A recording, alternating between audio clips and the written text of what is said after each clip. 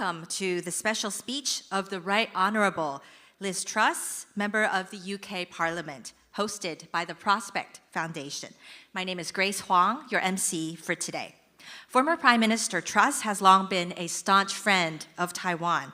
During her tenure as UK Secretary of State for Foreign, Commonwealth and Developmental Affairs, the UK government expressed the importance of maintaining peace and stability across the Taiwan Strait on numerous occasions and affirmed that the UK has clear interests in ensuring peace and stability across the Taiwan Strait. And today, it is a pleasure and an honor to be joined by Ms. Truss. To kick off, I would like to welcome Chairperson of the Prospect Foundation, Dr. Chen Tangshan, to give us the opening remarks. Ladies and gentlemen, please join me to welcome Dr. Chen.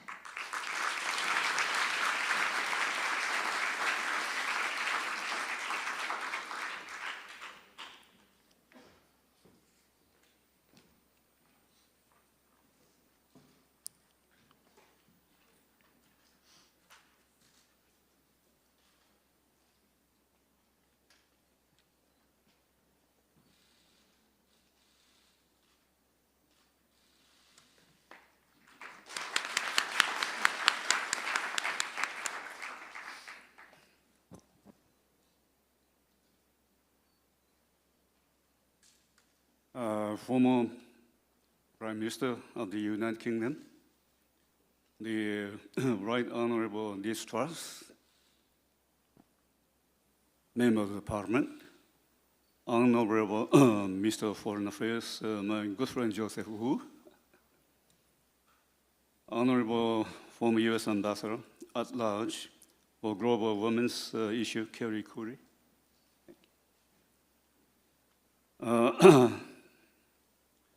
Honorable former Japanese State Minister of Defense, Yasuhide Nakayama, esteemed guests and colleagues, good morning. It is my great honor to welcome the former Prime Minister to Taiwan at this real crucial juncture.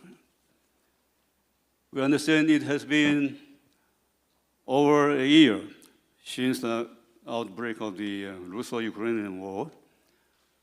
The unwavering resistance of the Ukrainian people and the sustained support from democratic countries around the world have helped contain the authoritarian aggression. Here in Taiwan, we also face similar threats by an increasingly aggressive People's Republic of China. Beijing's military intimidation continues unabated as it seeks to establish a new normal in the Taiwan Strait. Air and naval incursions across the median line have increased significantly since last August.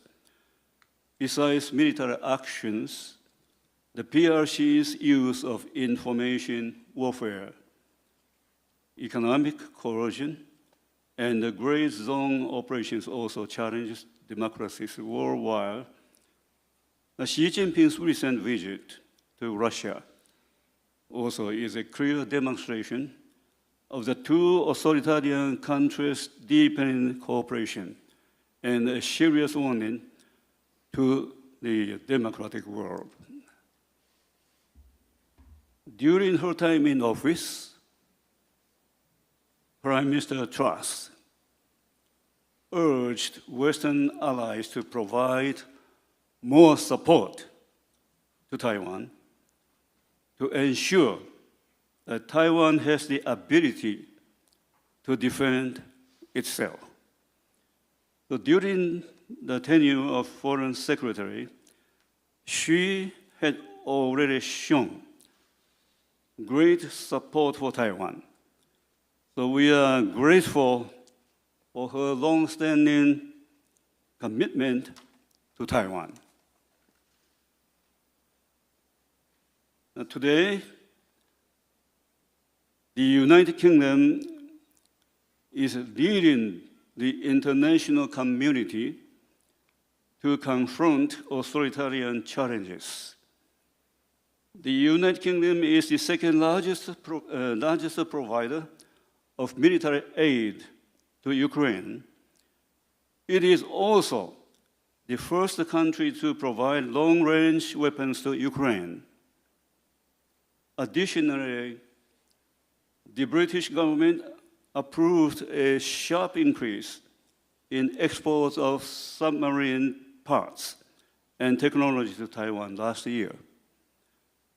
So at a time when democratic system face severe challenges, we believe that action always speaks louder than words. The United Kingdom has shown that supporting Ukraine does not mean diverting support from Taiwan, and that supporting Taiwan is not a distraction from supporting Ukraine. This is really a wise words, really wise words. So as Prime Minister Truss pointed out recently, I emphasize this point. So once again, I and the people here in Taiwan, thank you very much, Prime Minister Truss. So we are all very, very happy, looking forward to your speech. Thank you again. Thank you, Dr. Chen. Please be seated. And now, ladies and gentlemen, I'd like to invite President of the Prospect Foundation, Dr. Lai Yizhong, to introduce today's keynote speaker. Please join me to welcome Dr. Lai.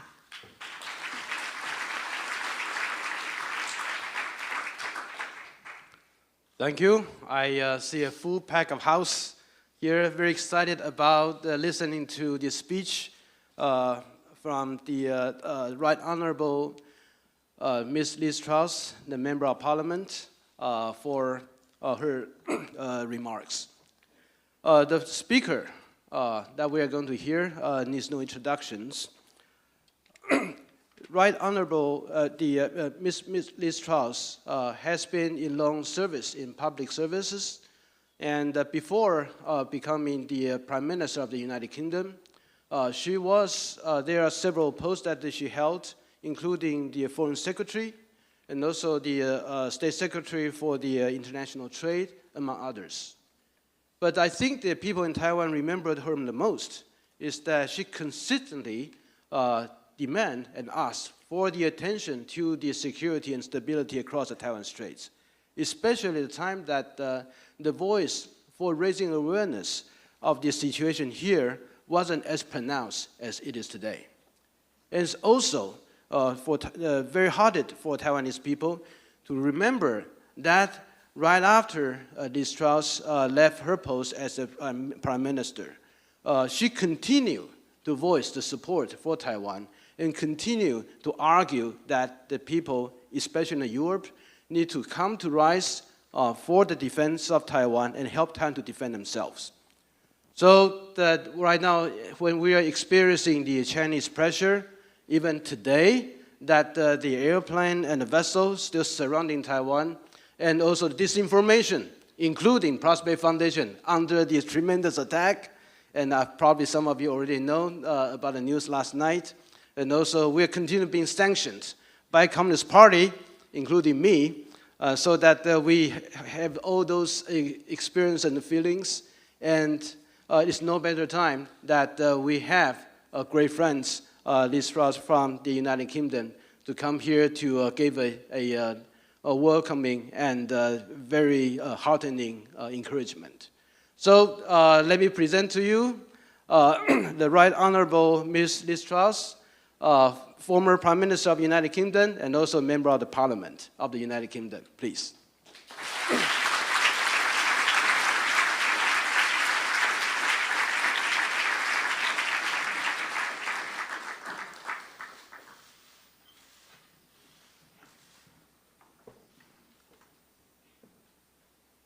just move this.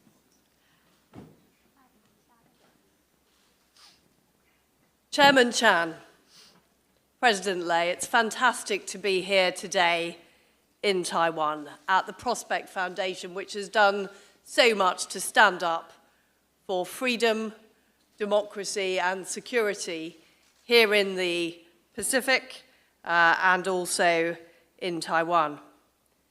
I've always wanted to come to Taiwan, but as a government minister, I was heavily restricted.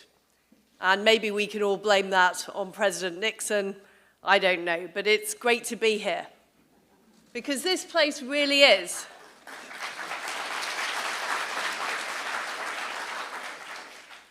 it really is a beacon of freedom, of democracy, of free enterprise, of a free society. But it is also on the frontier of freedom in what is now a very serious struggle between democracies and authoritarian regimes around the world.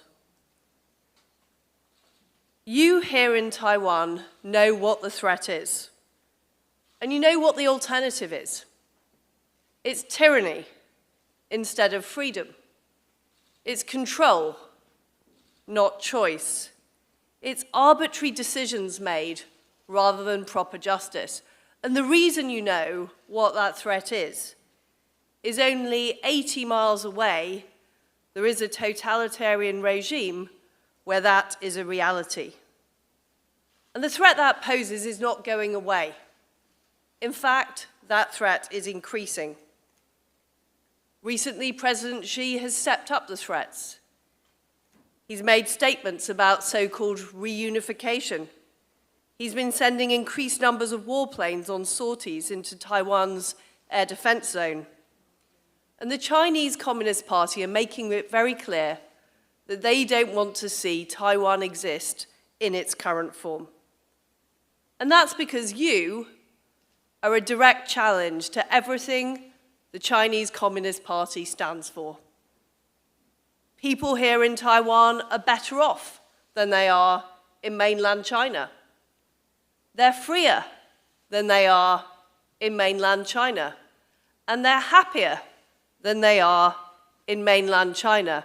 In fact, according to the World Happiness Index, there are a full 37 places higher in terms of happiness than mainland China. Now, the reason I've come here this week is I am a huge admirer of Taiwan and the Taiwanese people. I want to do all I can to help ensure your continued success. I want to increase awareness of the position that you find yourselves in. And I'm also here because I believe that this is the most consequential place in the world for what is the most consequential struggle of our time. If you look around us here in Taiwan, you can see this island democracy is thriving. Under the brave leadership of President Tsai and the rule of law, we see state-of-the-art buildings, we see new industries emerging, we see modern technology and innovation. We see exports from Taiwan going around the world, whether it is semiconductors or bubble tea. You are having a huge impact right across the globe, and you're powering the modern economy. 90% of the world's most advanced microchips, 60% of mobiles, laptops, and computers all have content produced here in Taiwan. And the shipping routes that surround Taiwan are absolutely vital for global commerce. And if you look at the performance of the Taiwanese economy, 3.2% growth on average every year since 2013. Well, I can tell you many countries in the West have a lot to learn from Taiwan, where we in our economies have seen an increase in regulation and an increase in the size of government. In Taiwan, what we see is we see free enterprise powering a very successful economy. You show us all the potential that free democracies have. And you also show the importance of freedom and self-determination in delivering and being a successful nation. And we can see what happens when that freedom is taken away. Because we saw that when tanks rolled into Tiananmen Square in 1989. We've seen it in Hong Kong when liberties have been eroded with the imposition of the national security law. And in Xinjiang, we have seen appalling targeting of Uyghurs with reports of forced sterilization, forced labor, and the arbitrary detention of over 1 million people. The human cost is huge and it is terrible. We cannot allow those attacks on freedom to happen here. And I know that if freedom in Taiwan was threatened, that the people of Taiwan would stand up and they would fight. But you also need allies across the free world who are going to back you up. I am one of those allies, and I know that you have many, many friends right across the free world.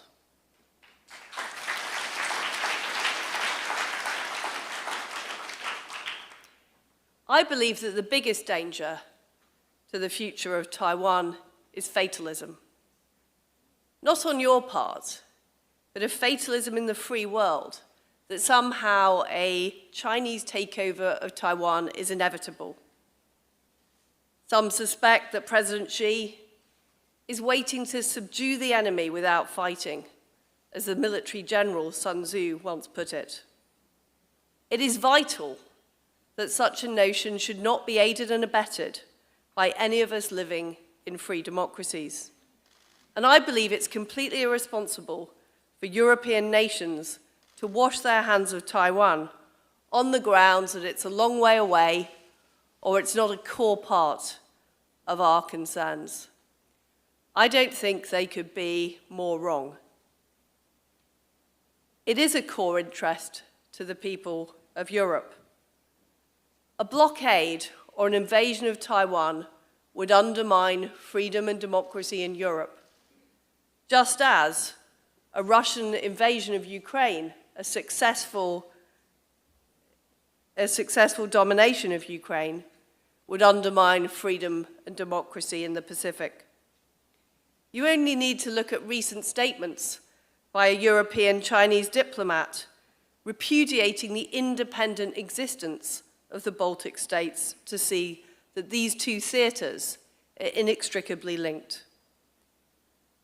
I'm concerned that Ukraine should not be forced into some kind of unfair settlement by China.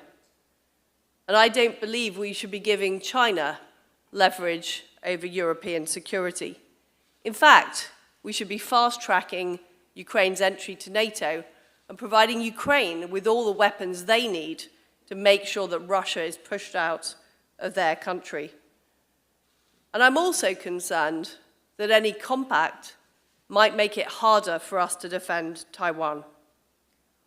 All free nations must commit themselves to a free Taiwan and be prepared to back it up with concrete measures. And I'm going to talk later in my speech about what those measures should be. Ladies and gentlemen, the future of Taiwan isn't just important for the people on this island and in this room. It's important for the future of the world, because where we are today, in Taipei, is on the front line of the global battle for freedom. The Chinese Communist Party is engaged in an ideological struggle with the free world, and they have been very open and clear about that. They see our way of life, our way of operating, as a threat. And they're openly in league with some of the worst regimes around, in the world, whether it's Putin's Russia, Iran, or North Korea. This is a battle of ideas, as much as it is an attempt to gain power on the global stage. Let's remember that China is a totalitarian regime that actively describes the US and its allies as an empire that they want to see the end of. China is now the world's largest economy in terms of purchasing power parity, and what it wants to do is use this position to gain dominance. Now, there are many in the West who say we don't want another Cold War. But we have to be clear that this is not a choice that we are in a position to make. Because China has already embarked on a self-reliance drive, whether we want to decouple from the economy or not. China is growing its navy at an alarming rate and is undertaking the biggest military build-up in peacetime history. They've already formed alliances with other nations that want to see the free world in decline. They have already made their choice about their strategy. The only choice we have is, do we appease and accommodate that strategy, or do we take action now to prevent conflict? Last summer, the new British Prime Minister described China as the biggest long-term threat in Britain, and he said that the Confucius Institute should be closed. He was right, and we need to see those policies enacted urgently. The UK's integrated review needs to be amended to make it absolutely clear that China is a threat. Confucius Institutes in the UK should be closed down immediately. Instead, the service could be provided by organizations with the support of Hong Kong nationals and Taiwanese nationals who've come to the United Kingdom freely. We also need to make sure that we rule out the resumption of the Economic and Financial Dialogue and the Joint Economic and Trade Commission, because we cannot have more integration with the Chinese economy. Recently, there have been too many mixed messages from the free world. We need to end that ambiguity. This is because there are still too many in the West who are trying to cling on to the idea that we can somehow cooperate with China on issues like climate change as if there's nothing wrong. As if there are bigger issues than Chinese global dominance or the future of freedom and democracy. But without freedom and democracy, there is nothing else. We know what happens to the environment or to world health under totalitarian regimes that don't tell the truth. You can't believe a word they say. Look at what's happening in terms of carbon production.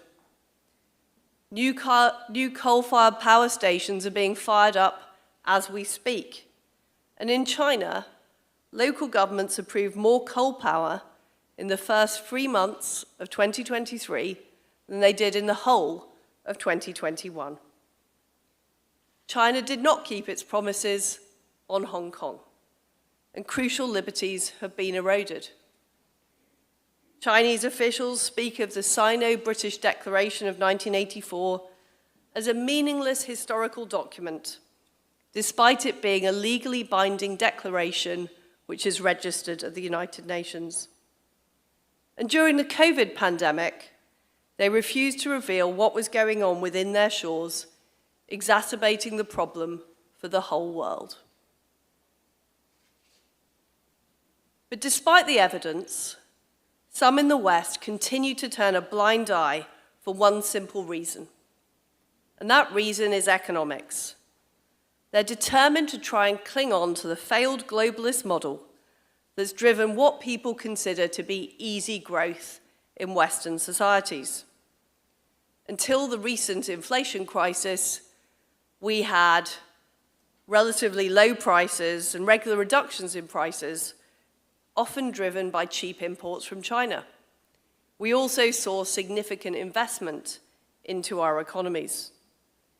Of course, it hasn't been easy for industrial parts of Britain producing goods like steel or ceramics that have found themselves undercut by goods with state subsidies or by intellectual property theft. And what I saw when I was in government is how the Treasury were very reluctant to take a tough line on China, wanting instead to have economic financial dialogues, wanting to have trade talks. And Britain is not unique in that respect. Treasuries and finance ministries across the West are keen to engage with China because they're driven by business interests who don't want to give up lucrative Chinese investments or exports to China. And what we've also seen is self-censorship by companies who are worried about pushback from Beijing, including, in particular, parts of the film industry. But in the free world, we have to face the fact that that economic model isn't working anymore. China is becoming more self-reliant, and Western economies are struggling with the balance we've got. We've got to do things differently. And in doing things differently, I think we should listen to the people who are in the know. And the people in the know are people here in Taiwan, or people in Eastern Europe who are forced to live next door to an authoritarian neighbor. They understand how great the threat we're facing is. I'm not surprised that it's our brave Lithuanian friends who are prepared to withstand China's attempts to undermine their commerce. Or the fact it was the Polish Prime Minister who recently spoke out against those in Europe who would seek to appease the Chinese Communist Party. So what do we need to do collectively to deal with this challenge? We need to remember how these regimes are successfully taken on. And they're not successfully taken on by accommodation, appeasement, or from adopting a position of weakness. They're taken on through strength. What does that mean? Well, I've talked before about the idea of a network of liberty, of free nations working together. Because let's be honest, we can't rely now on the UN Security Council, which was recently chaired by Putin's Russia. And we can't rely on the World Trade Organization to make sure fair trade rules are in place. That is why we need to find other alternatives to get things done.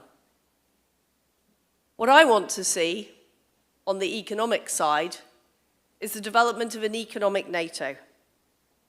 Coordination between countries that support freedom and proper free enterprise.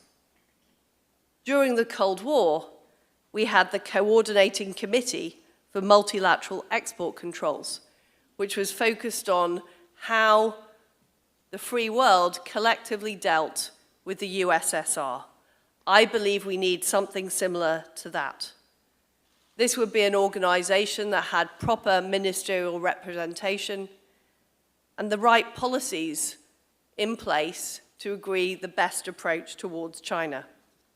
The best approach to take on technology exports, the best approach in the event of economic coercion, the best approach on trade and investment. Now, there's a very obvious group of countries that could get together to do that. And that's a group of countries that have already put sanctions on Russia that I was proud to take a lead on as Foreign Secretary and as Prime Minister. This group includes the G7, and it includes the EU, but it could also include South Korea, Australia, and other willing parties. We could also use trade agreements and trade pacts as a stepping stone to uphold freedom. I'm very pleased that the United Kingdom has now joined the Comprehensive and Progressive Trans-Pacific Partnership, the CPTPP, a vital geopolitical as well as a vital economic agreement. Now, Taiwan applied to join the CPTPP in September 2021. I would be delighted to see that happen, not only would it boost UK-Taiwan trade, which already stands at £8.6 billion a year, but it would also help further build economic links for this important democracy. I want the UK to champion the fast-tracking of Taiwan's accession in collaboration with key members of the CPTPP. It is also vital that China is blocked from being a member of the CPTPP, and I encourage the United Kingdom government to say this publicly, as well as governments in Japan and Canada and our other allies. As well as working together and having an economic NATO, which is vital for taking on the economic coercion and attempts to dominate by China, we also need to work more closely together on defense. We have NATO, we have the Indo-Pacific Quad, and there are various other discussion mechanisms. But fundamentally, we need a more coordinated approach, in particular to make sure that Taiwan has the defense it needs and is able to defend itself.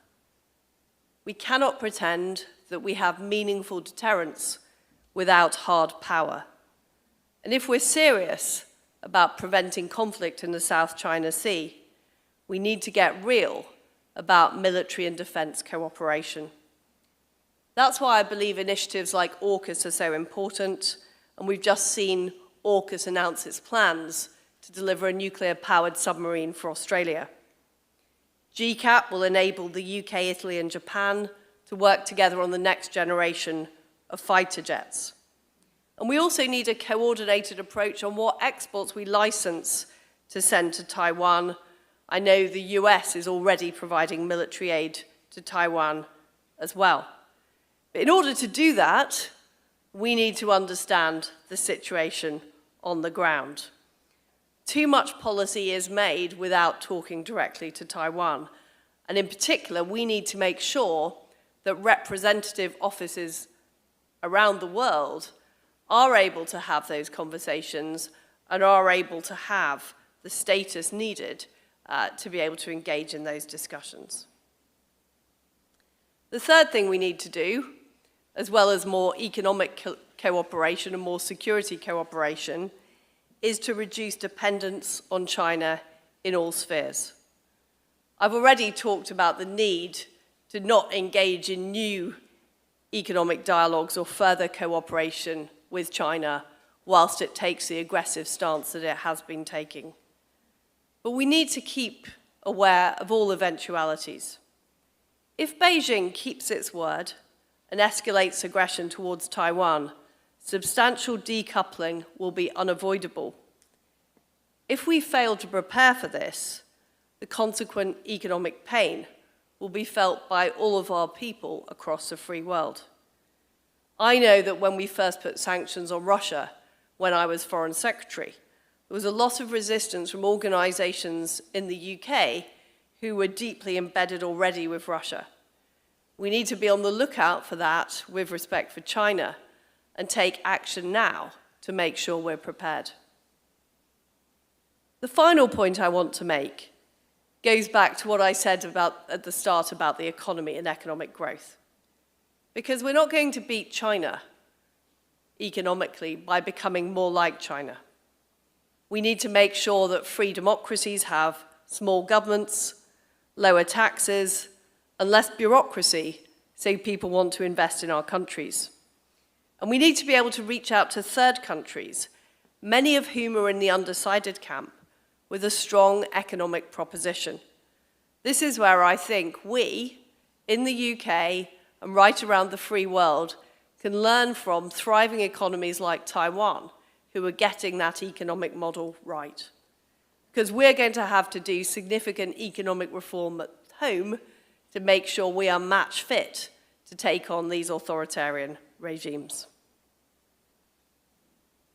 Finally, it's been a huge honor to come to Taiwan and be able to talk to you about the future of freedom. I'm clear that we have to do all we can to support free democracies like Taiwan in the face of aggression from a Chinese regime whose record we already know. We in the West have a collective responsibility, not just to do the right thing by Taiwan, but also to hold China to account for its actions. My visit this week is enabling me to communicate directly the solidarity that British people feel for the people of Taiwan. Taiwan really is a shining beacon in the Pacific. It's an enduring rebuke to totalitarianism. It's an example of the power of free enterprise, and it shows the importance of a free society for human happiness. We in the United Kingdom and right across the world need to do all we can to support you over the coming years. Your future is our future. Thank you. Thank you once again to Ms. Truss. Ms. Truss, please remain on stage for the panel discussion. Thank you once again for your strength and also your staunch support of Taiwan and also of democracy. And with that, we will proceed to the panel discussion today. And now I'd like to invite the president of the Prospect Foundation, Dr. Lai Yizhong, former U.S. Ambassador at Large for Global Women's Issues, Kelly Curry, and also former Japanese State Minister of Defense, Yasuhide Nakayama, to come up to the stage for the panel discussion.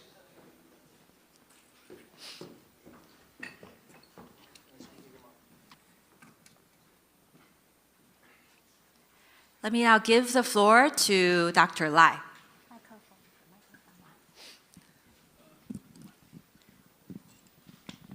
我们工作人员可不可以递麦克风给我们的赖博士？ I'm sorry. Suddenly, I could not find it. I just hide in the plain sight, so I did not discover it. So we all listened to the Miss Liz Truss' very encouraging and heartening speech for Taiwan. Clearly demonstrated the solidarity of the British people with Taiwan for the freedom and democracies. And now we are going to have a very exciting discussions with two other distinguished guests on the panel to accommodate already a very exciting speech by Ms. Liz Truss. So the first one I'd like to introduce is former U.S. Ambassador at Large for Global Women's Issues and the U.S. Representative at the United Nations Commission on the Status of Women, Ambassador Kelly Curry, and to share with us about her few thoughts. And then will be followed also by another very distinguished guest. I think the Mr. Nakayama Yasuhide, the former Vice Minister for Japan's Ministry of National Defense. Yeah, thank you. So Ambassador Kelly, please. Sure, thank you so much. It's such an honor to be here in Taiwan today on this very auspicious occasion and to hear former Prime Minister Liz Truss speak to the people of Taiwan, but also to the world about the importance of this place. I think this is a landmark occasion, and it's the latest in a series of incredibly important visits and visitors that Taiwan has hosted over the past year, and continues to show, I think, the growing importance that the world is placing on engagement with Taiwan. And it's just yet another marker of how much this situation continues to evolve. So I'm very honored to be here, and many thanks to the Prospect Foundation and to the government of Taiwan for hosting us today. Last October, I was here in this very same room for the World Movement for Democracy session. The National Endowment for Democracy, on which I'm on the board, had hosted, it was one of the first big events to be hosted here in Taiwan after the COVID restrictions were lifted. And I saw firsthand that growing democratic solidarity that you spoke about this morning where we're seeing this incredible linkage between Taiwan and Ukraine, the Taiwanese people and the Ukrainian people. We had a number of leading Ukrainian civil society activists, as well as a number of European leaders who had been very active on advancing freedom and democracy in the region, come here and have an extraordinary visit with their Taiwanese colleagues and receive an extraordinary welcome. And yesterday, I also went to the National Human Rights Museum here in Taiwan. And I was really moved to see not only this incredible testament to the growth and development and the ongoing struggle that Taiwan faces with its democracy here and how the progress that Taiwan has made. And this museum is a really fitting symbol of that. If you have not been to the Human Rights Museum, I highly encourage you to go. It's very moving. But what was really remarkable is that there is an enormous exhibit at the National Human Rights Museum of Taiwan on Ukraine that was brought together by the Ukrainian community here in Taiwan, especially led by women, who put this incredible exhibit together at the museum to highlight the links and show the relationship between what has happened in Ukraine and the fate of Taiwan's future and democracy. So it was very, very moving, and it really, I think, is a strong example of how this connection has played out over the past year. And it highlights these shared values that you spoke of around democracy and freedom. And I think that this is where we see that our most enduring and effective partnerships in the Indo-Pacific, whether it's with Japan or South Korea or Australia or New Zealand, or most relevantly here today, Taiwan, it's because we do have these shared values of democracy, human rights, and freedom, and we believe in these things. And I think that we're seeing this growing sense in Europe. We've had so many visitors here from Europe recently about Taiwan, about the importance of Taiwan. It's just been unprecedented. We've even had sitting ministers come to Taiwan from Europe, and I think even the US government could take a hint from that and start sending some sitting ministers, our equivalent secretaries of our departments here, to have meetings with their Taiwanese counterparts and really start to continue to build these linkages. I think the alternative to what we're seeing, where Taiwan welcomes and embraces visitors and doesn't ask anything other than solidarity from its visitors, with Beijing asking and demanding that the United States ignore its own dignity and security in order to secure meetings with Chinese officials. The contrast, in my mind, could not be more stark, and shows that, again, that we need to really rethink about how we deal with both the People's Republic and with Taiwan.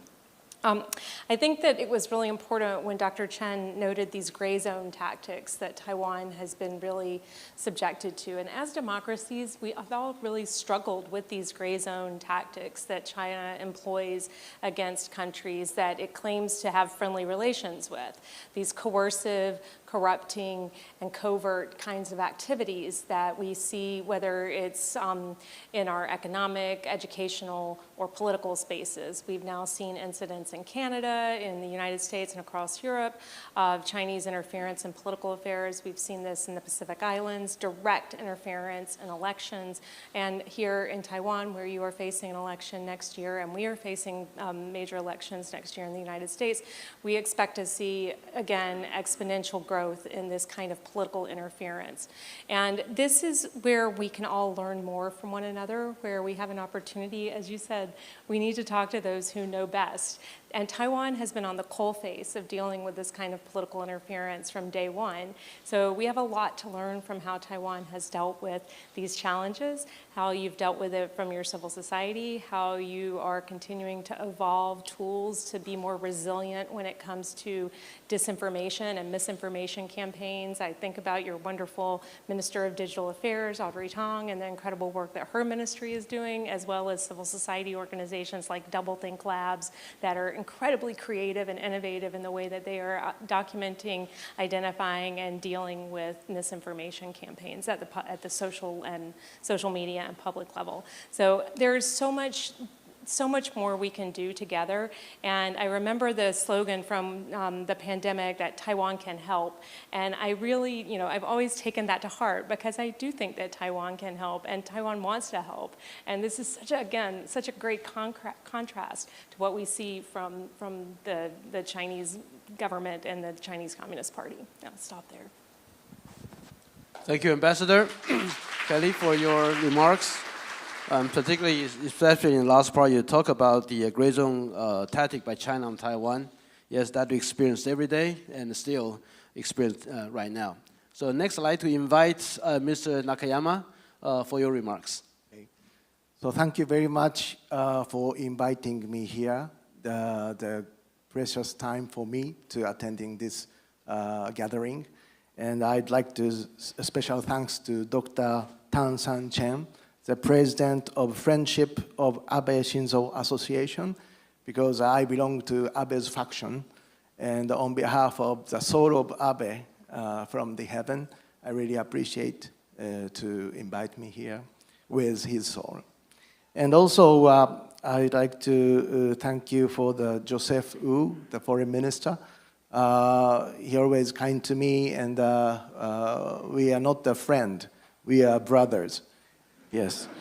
And also, thank you very much.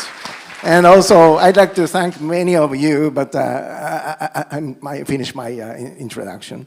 And also, thank you, Dr. Lai. I am a politician, but I never lie. I always talk straight like Miss Truss. And today, I saw a very good collaboration between the UK former Prime Minister Liz Truss and Truss plus Taiwan tea. You can say trust. So the real trust today exists in Taiwan. And so thank you very much. But I'm sorry, I learned English by myself from Hollywood movies called Beverly Hills Cop 1.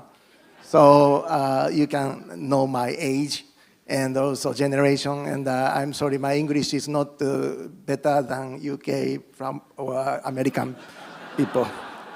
So and also the foundation make a reservation for a good hotel, the American hotel. Everything is a very big size, and but I couldn't sleep yesterday because I'm nervous to write speech in my Japanese, and I think how to translate this script, maybe ChatGPT or something. But I don't trust AI, because AI for communist China is not I for Japanese means love. AI for China, it's an artificial island. So I don't trust AIs, so I supported by Google Translate. So thank you. So anyway, I think when the Second World War ended, the Chinese president Chiang Kai-shek said, it's a virtue to repay a grudge. It's a famous story. And Japan was saved by his speech. And thanks to you, we were able to create post-war peace and economic prosperity. Once again, I'd like to express my heartfelt gratitude to the people of Taiwan. And it has been 78 years since President Chiang Kai-shek gave this speech. 4 years after this speech, on October 1st, 1949, the country that was founded was the People's Republic of China, a one-party dictatorship of the Communist Party. In other words, Japan fought in World War II against Taiwan, led by Chiang Kai-shek, not against China, led by Mo Zedong. How do you go to war with a country that didn't exist during World War II? And after that, world had a big political contradiction. Japanese Prime Minister Shigeru Yoshida visited Taiwan in April 1952 after signing the San Francisco Peace Treaty. He will conclude an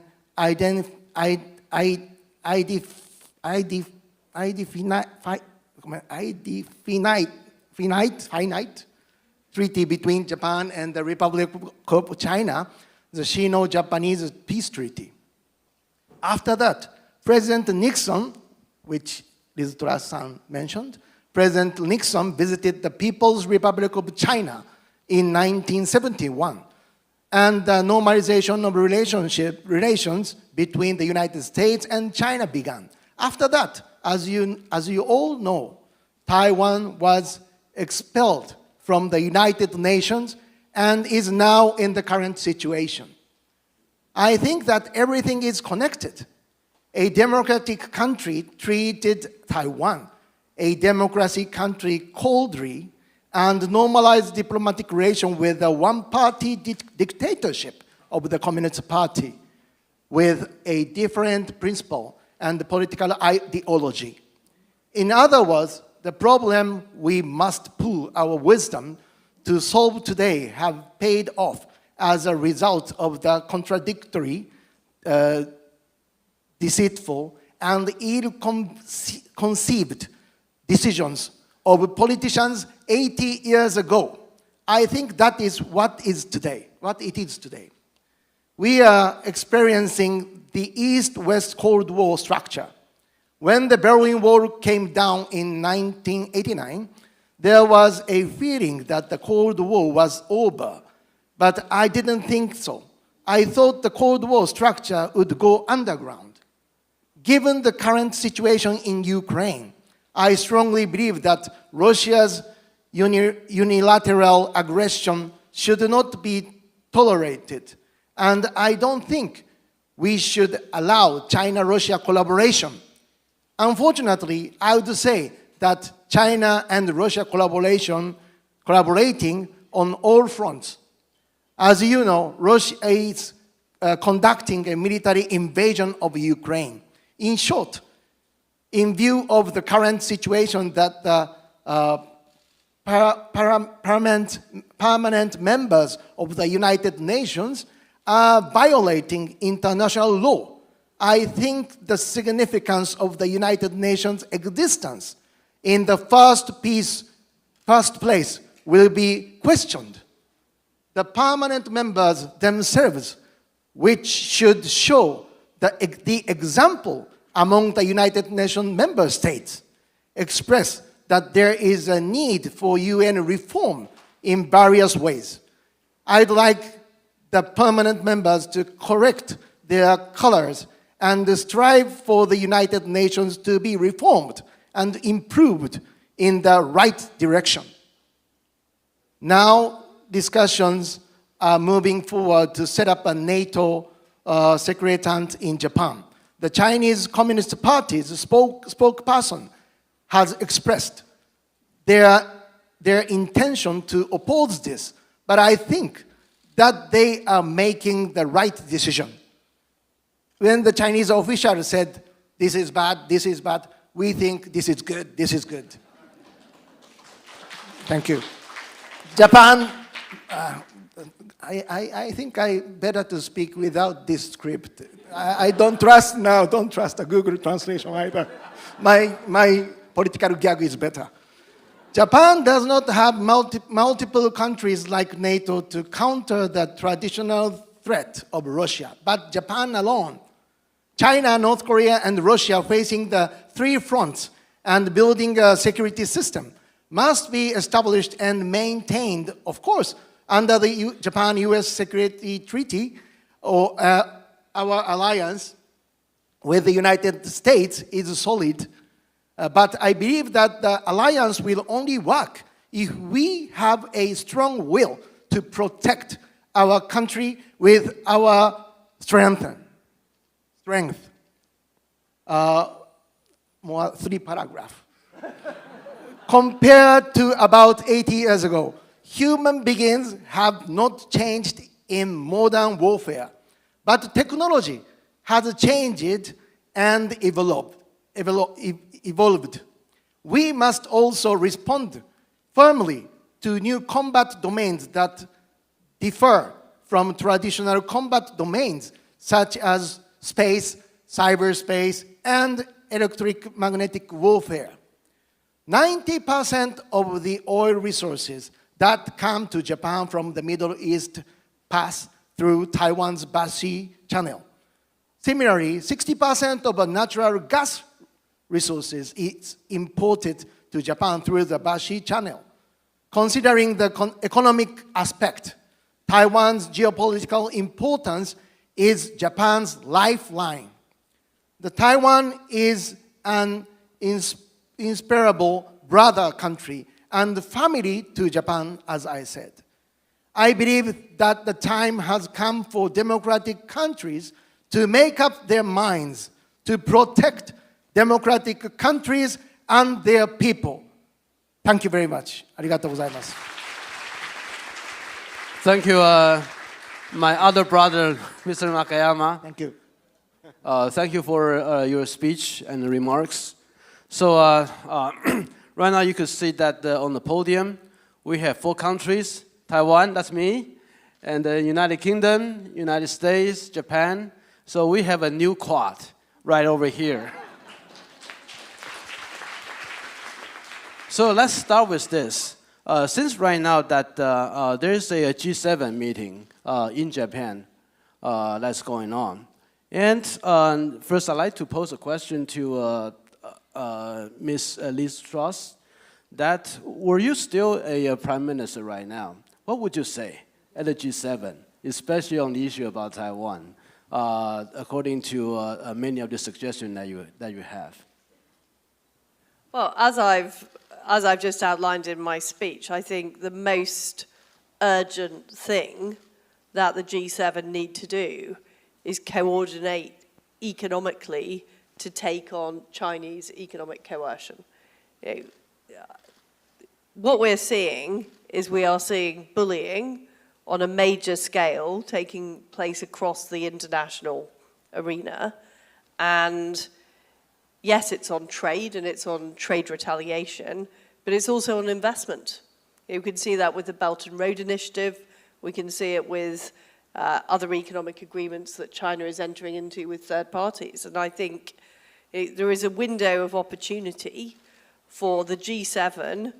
And if you add the G7, the EU, and our other allies that have put sanctions on Russia, that's over 50% of the global economy. There is an opportunity now for us to take very serious action to deal with that Chinese economic coercion. I fear that that opportunity may not be here in 5 or 10 years' time. So it's the urgency and the coordinated nature of the action that is what is required. And the G7 and other allies need to push on with that as soon as possible. Let me just add a little further. If you are still Prime Minister in the United Kingdom, and supposedly if the G7 right now is held in United Kingdom, would you invite, for example, my good friend Joseph Wu to be there? Since they are going to talk about Taiwan cases, why not just let Taiwanese, we are our own agent, talk about on behalf of ours? How would you think about that suggestions? I do think we need to look at the whole issue of Taiwanese representation, because what is happening at the moment is that China is using it as a tool to undermine Taiwan and to try and lessen the space that Taiwan has to make its voice heard. And I think we need to think strategically about how we take that on, because at the moment they are trying to, the Chinese Communist Party are trying to pit free democracies against each other, and we simply shouldn't allow that to happen. This is why I go back to the point of the UK cannot act alone on this. I've got my views, the Prime Minister's got his views, but this is much bigger than the United Kingdom being able to take unilateral action. I mean, we've seen some very brave examples of unilateral action. We were talking earlier about our friends in Lithuania, who stood up to Chinese economic coercion. But if it is going to change the behavior of Beijing, it has to be collective. And what we don't have, and I know this from being part of the G7, is the G7 doesn't have a secretariat. It doesn't have a sort of permanent footing. It's a useful collection of leaders, ministers, but in order to carry something out like coordinating on economic coercion, we need a much better and more permanent structure. And this is why I allude to the export committee that used to exist. I think it was disbanded in 1994 because we all thought the Cold War was over. Sadly, some of the relics have continued, but that is the type of organization we need, in my view, to actually make things happen. Thank you. And also, thanks for reminding us that such export committee that existed before, that can be taken as a vehicle to address the economic security issues. So the next, I'd like to ask Ambassador Kelly Currie. As you see that on the podium, we have 2 male and 2 female. So that I believe that we can claim at least we have a gender equality at this moment. Although I'm not going to say that I'm much of the representative here. But I think since the United States, and you also talk about the disinformation that the Taiwan and also the world is facing. And one of the key issues is that the democracy is a very open system. And basically just lend itself to exploitation of the authoritarian system like China and also Russia. We exploit it. Both United Kingdom and the United States has experienced the kind of disinformation campaign by Russia, and Taiwan especially by China. So what would you suggest that how we're able to collectively deal with this issue? Any thought about this? Well, I think that we have struggled because we are open societies, and it has been a huge struggle for democratic open societies to balance the need to identify and call out and try to block these disinformation campaigns and these efforts while maintaining their democratic values and their openness. And this is something that Taiwan does have a lot of experience in, as I mentioned before, and we can learn lessons. I think one of the best lessons that I've learned and seen from how Taiwanese society deals with this is through humor. Using humor to beat rumor is what one of Audrey Tang's mottos that they use. Because one thing that you find is that totalitarian and authoritarian systems don't do well is they don't do humor well, and they aren't very good at understanding how to communicate in really in ways that are normal in a democratic society. And so it's in a way it does make it easier for us to see what they're doing because it looks odd. There's always something slightly off about it, like the jokes don't quite hit, they use slang incorrectly or not at all, and so it's not that hard to really identify when these things are coming out in social media, for instance. It's what do we choose to do about it, and I think that we're struggling, and we've got to get more, I think, solidarity across democracies and setting some common standards, using tools like the former COCOM that Ms. Truss talked about that set technology standards but are for the new age. The challenge for us also, though, is that technology moves so much faster than government and regulation can. And so educating people in these countries, making sure they are aware and that our societies are more resilient through that kind of training and education, just as, we have to learn how to do math and science and read books. I think that in this new era of social media literacy, we have to understand how to recognize disinformation and be resilient to it. And so we have to actually look to the young people who are digital natives and who grew up in this environment. Like I couldn't begin to tell you how to operate most of this stuff. But my kids, my 16 and 14-year-olds know exactly, and they're really good. Like they can tell when something is not right. And they're much better at identifying this stuff in social media than even I am. So I think we have to really use the inherent tools of our democratic and free societies and leverage those to push back against these authoritarian efforts to influence us. Yeah, thank you. When you talk about your 16 and 14 years old, about their literacy about the social media, it also reminds me about, I have the 2 kids, similar age with yours, but one of them is complaining to me that right now the Chinese TikTok and the Little Red Books is very, very popular, even among the Taiwanese youth. And some of their recognition about the effect being heavily influenced by those. So sometimes you get from them, there's a very different perception about the social media and the education that they have through those means.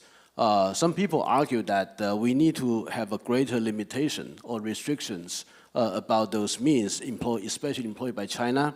But some people suggest that due to the use, they should be able to work on their own, so we should not try to limit it too much. What would be yours response to those? Well, I think I have an ongoing argument with my 16-year-old about TikTok, and it was very interesting that after the hearings, the big hearings in the United States about TikTok, he immediately started, like within a couple of hours, and he was in school all day during the 6-hour hearing, and yet by the time he got home from school at an hour later, he seemed to know everything that had happened in the hearing, but as if it had been fed to him by the TikTok public relations team. And so we had to sit down and have a conversation about this.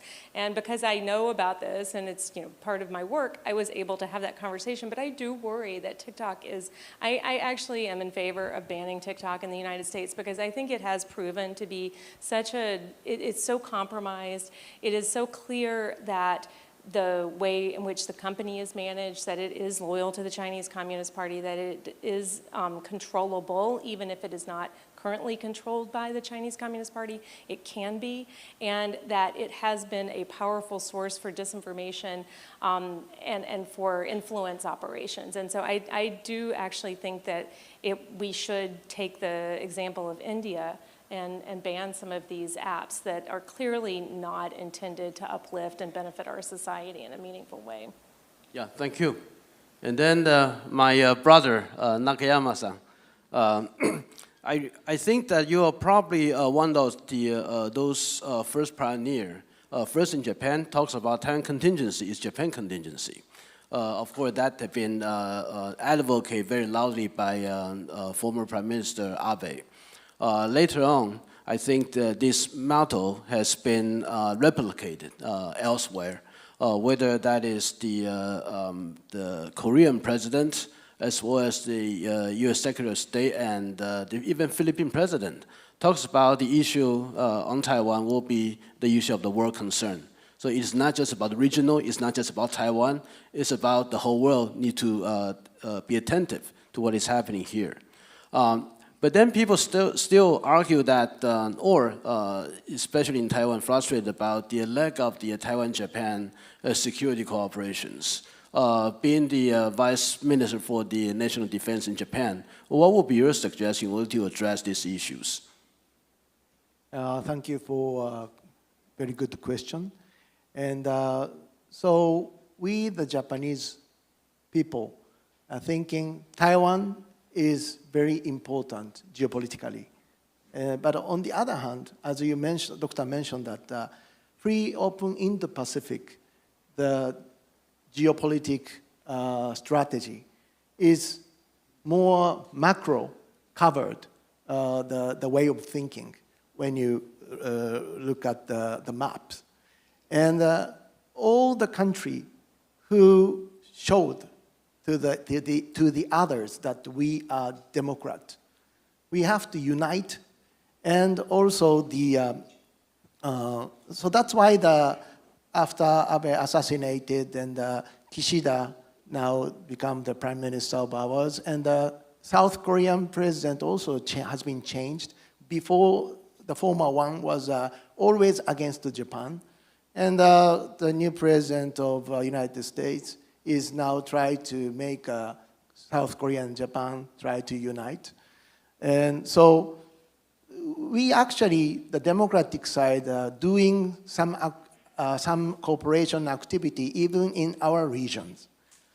But what we are afraid about, because the one question before, okay, this weekend we are going to have a summit meeting, G7 summit in Japan. And if I am a prime minister, I will invite Joseph Wu as my friend. And when the Beijing, some argue or tackling our attitude, we don't afraid of it. Because now we understand what's happening next. symmetrically if you look at the Ukraine situation. And our part, the next, tomorrow's Ukraine, become Taiwan. So why we always excuse somebody or someone who is invisible? Why Taiwan cannot come to the United Nations and speak loudly their opinions? Think about North Korea, South Korea. They are both countries in the United Nations. North Korea fought against 16 countries when they entered the United Nations. How about Taiwan? Taiwan has a lot of friends. And even the UK former Prime Minister is here today. Why we have to excuse? So I think if you would like to change the dialogue, made the decision 80 years ago, we have to fix this contradiction. What is a democracy? What is autocracy? What is a communist? Don't forget the Cold War, but it's memory. But if you try the future, not happening again like that Nazi or autocracy activities, we have to stand and unite under the geopolitical map of the balance. And now Putin, how do you close the war in Ukraine? If I'm Putin, I cannot say I'm surrender. Everybody knows. So I'm so sure that one day he will put the button of the nuclear weapons. Because without that activity, he might be assassinated by somewhere in space, from the drones, whatever. And we have to think the reality of not the politics, but it's kind of like a gambling of the politics, not to put money in, but the leaders' lives already in.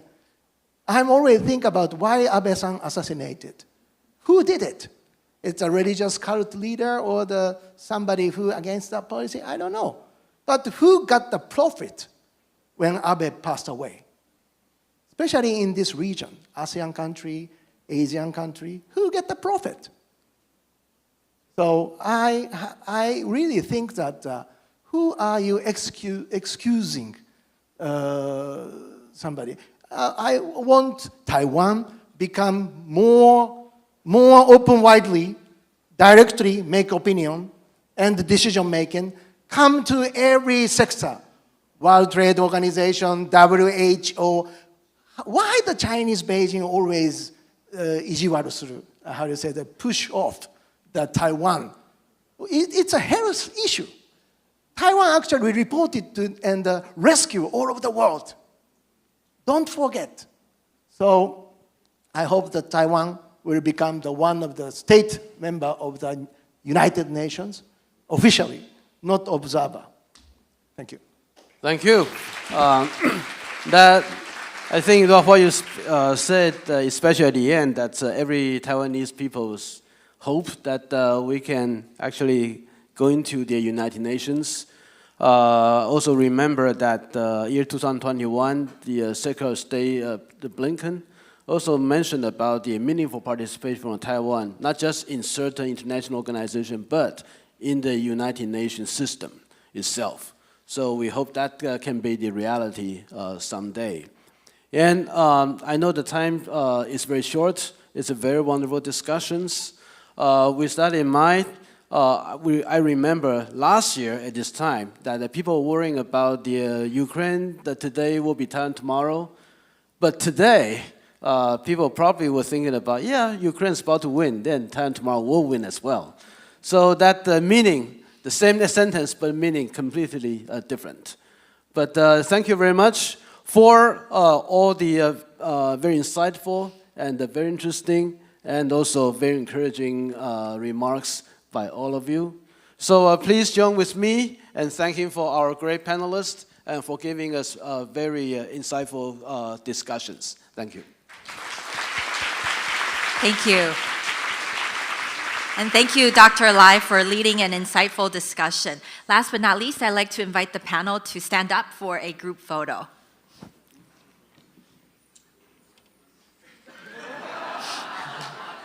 After a selfie.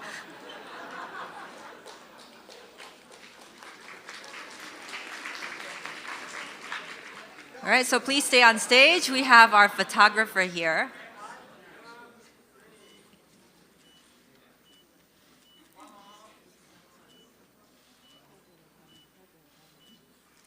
All right, I'd like to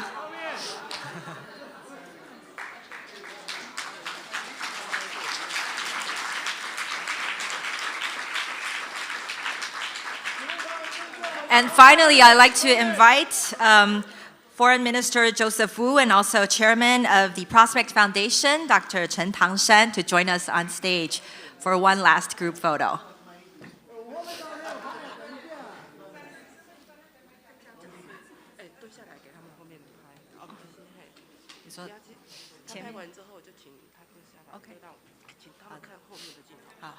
All right, so please look at the cameras in the first row, and then we have friends from the media in the back. 好，我们待会也会请台上的贵宾看向这个我们场后方的媒体朋友们。All right, we have a lot of friends from the media who are here with us today, so please do look into their cameras. So please wave.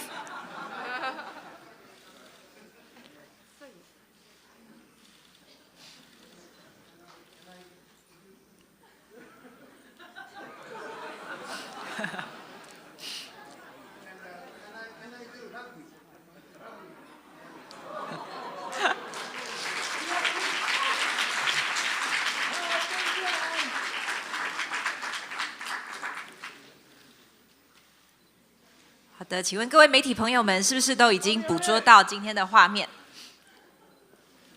All right, please hold for a few seconds for the press today.